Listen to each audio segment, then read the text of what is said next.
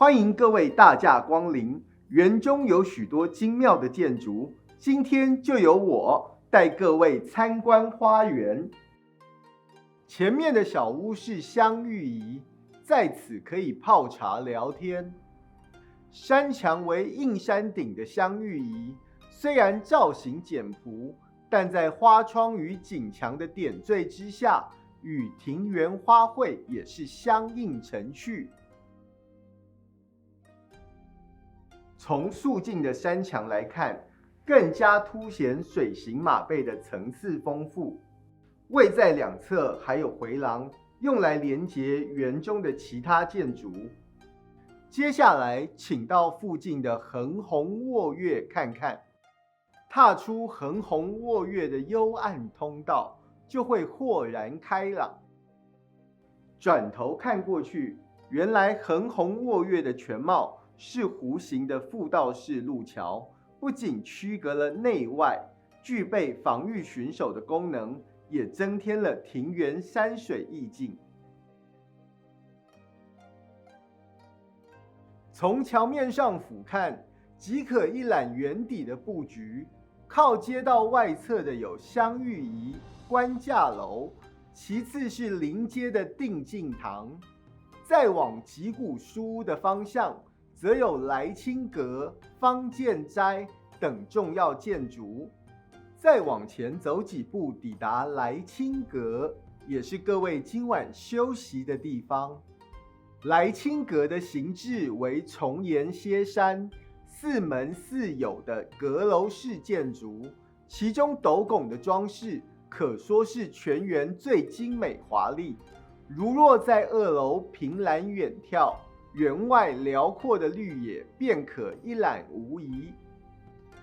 门前匾联更是富饶深意，横额上题有花与丝俱新，一直满园绽放着各色的花卉。另从园中各种镂窗、砖雕的纹饰中，同样可以发现不少花草吉祥图样。至于两侧的对联，则期许子弟要有连绵的才气，以及高瞻园主的胸襟。步入大厅之后，在正中央悬有乡绅的正匾，积善有余庆，看今日人州境遇，宠袭思伦，定普画堂开绿野。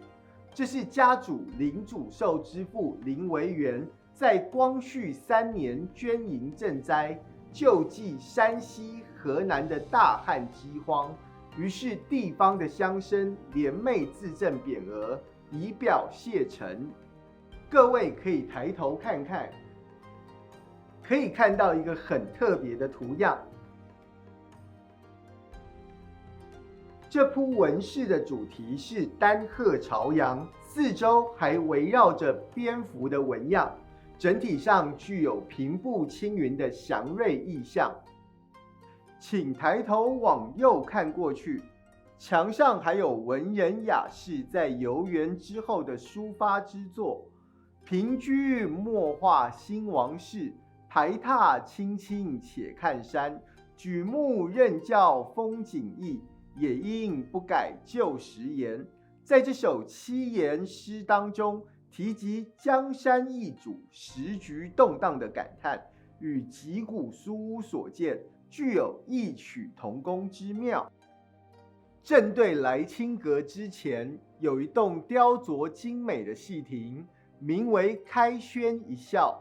位在太师壁上的透雕螭龙围炉，除了辟邪趋吉的功能，也有子孙满堂的含义。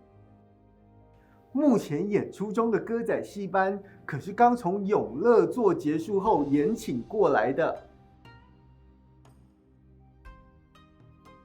总管好，贵宾好，我是这个戏班的班主啦。班主，再麻烦你了，该给的酬劳可不会少的。谢谢，感谢。安尼我先来无用啦吼。方建斋的建筑是从吉古书屋延伸而来，除了读书讲学之外，也是邻家与文人雅士交流的地方。走进邻家子弟读书的空间，便可感受到家族对文教的重视。关于这一对匾联，原文是节录自苏大山板桥别墅杂咏之4，提醒人做事要有操守。踏出门外，来到观戏亭，有时候如果有演出，便可坐在这里好好欣赏。沿着假山蜿蜒前行，位在曲折的隐居桥两端，是以坊梅的石门与问柳的石门相望，文人雅士常在这里吟诗作对。有位先生正游走于桥上，不知在苦思什么呢？定睛一看，观戏亭与戏亭隔水相望，颇有一番趣味呢。往一旁的戏亭走过去，戏亭的太师壁由蝙蝠衔环围成的寿字木格漏窗组成，有赐福捧寿的寓意。寿字又围绕着盘缠纹的式样，有福寿绵延的延伸含义。